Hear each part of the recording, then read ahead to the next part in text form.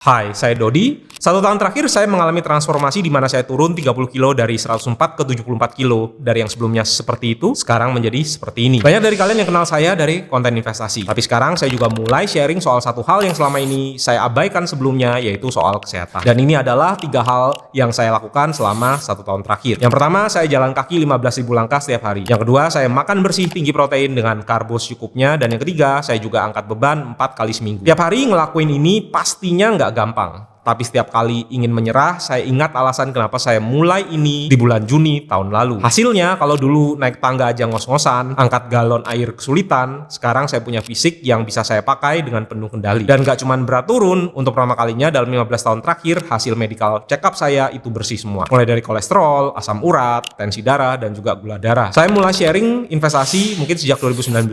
Dan sekarang saya juga sadar, tanpa tubuh yang sehat, semua uang gak ada artinya. Selama ini kita sibuk investasi dari leher ke atas, ilmu, mindset, dan skill. Padahal investasi leher ke bawah itu sama pentingnya, karena your body is your temple. Saya putuskan untuk mulai sharing perjalanan kesehatan saya ini. Ternyata ada banyak banget yang komen dan DM cerita kalau mereka mulai jalan kaki, mulai makan bersih, dan mulai mikir ulang soal gaya hidup mereka. Itu jadi pengingat buat saya bahwa konten yang saya anggap biasa-biasa aja, ternyata itu bisa jadi titik balik buat orang lain. Maka mulai hari ini saya akan lebih banyak sharing soal kesehatan selain soal keuangan. Dan semoga ini bisa bantu orang lebih banyak lagi. Mohon dukungannya dan tulis juga pertanyaan apa dari kalian yang paling sering muncul soal fat loss, soal makan, ataupun soal latihan di kolom komen ya.